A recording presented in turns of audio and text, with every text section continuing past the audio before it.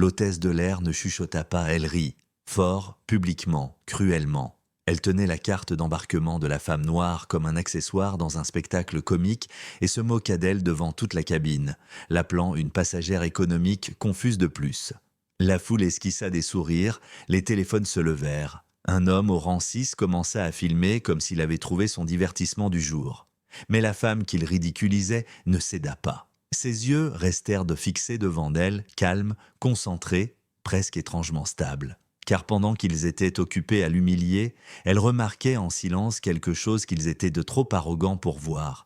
Les pas instables du capitaine, le tremblement dans la voix de l'hôtesse, le léger clignotement des voyants, des signaux, des alertes, ceux qui signifient qu'une catastrophe est déjà en cours et qu'elle pourrait être la seule personne à bord capable de l'empêcher. Ariana Cole entra dans l'allée étroite avec la concentration calme de quelqu'un qui avait parcouru plus de miles que quiconque dans cet avion ne pouvait imaginer. Elle plaça son sac dans le compartiment supérieur, s'installa dans son siège de classe affaires et commença à analyser la cabine comme le font les pilotes entraînés, observant des détails que les autres passagers ne voient jamais. Mais elle n'avait même pas bouclé sa ceinture que les ennuis éclatèrent 3 rangées plus loin. « Excusez-moi », appela l'hôtesse Lauren Pike d'une voix forte, « vous n'êtes pas dans la bonne section. » Quelques têtes se tournèrent. Ariana leva calmement sa carte d'embarquement. « Siège 3A ».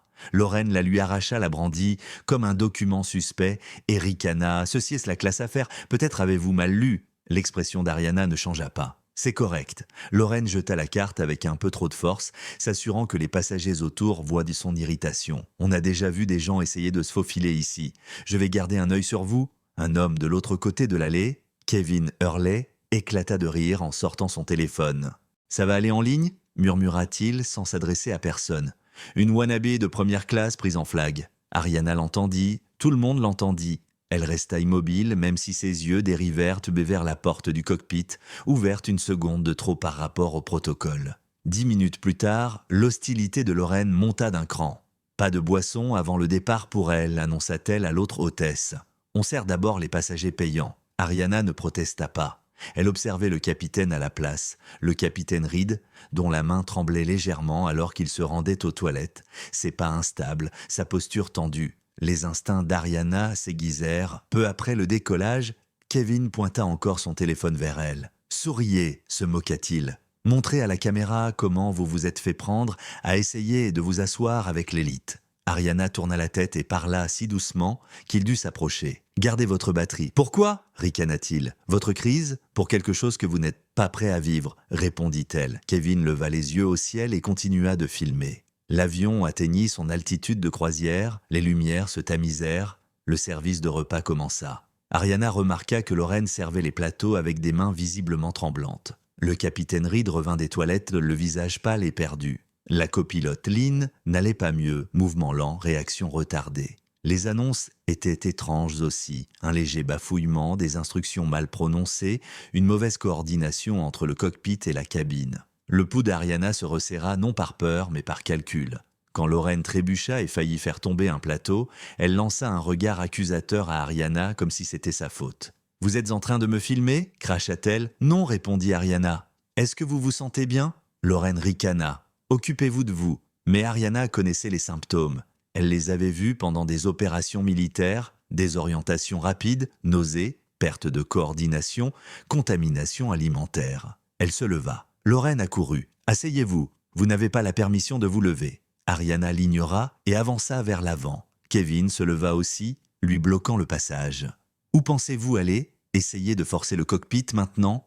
Ariana le regarda droit dans les yeux. « Écartez-vous, faites-moi. » Elle sortit de son sac une carte d'identification et la tint à quelques centimètres de son visage. La confiance de Kevin s'effondra immédiatement. La carte disait « Ariana Cole, pilote d'essai senior, commandement aérien des États-Unis. » Kevin s'écarta en balbutiant. « Quoi ? Attendez, vous êtes… Asseyez-vous » ordonna Ariana. Elle avança. Lauren attrapa son bras. « Vous ne pouvez pas » Ariana se retourna brusquement. « Les 2 pilotes sont incapables. J'entre dans le cockpit. » Lauren se figea, la panique remplaçant l'arrogance.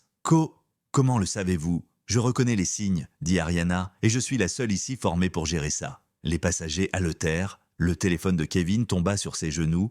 Ariana atteignit la porte du cockpit et frappa fermement. « Capitaine Reed, ici, Ariana Cole, êtes-vous conscient ?»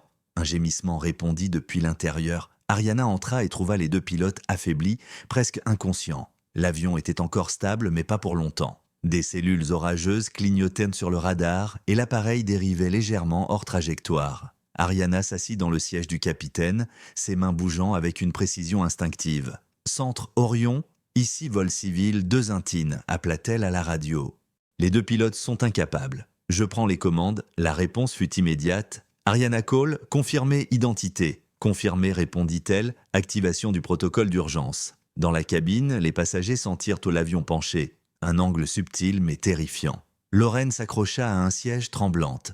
Kevin murmura « C'est elle qui pilote ».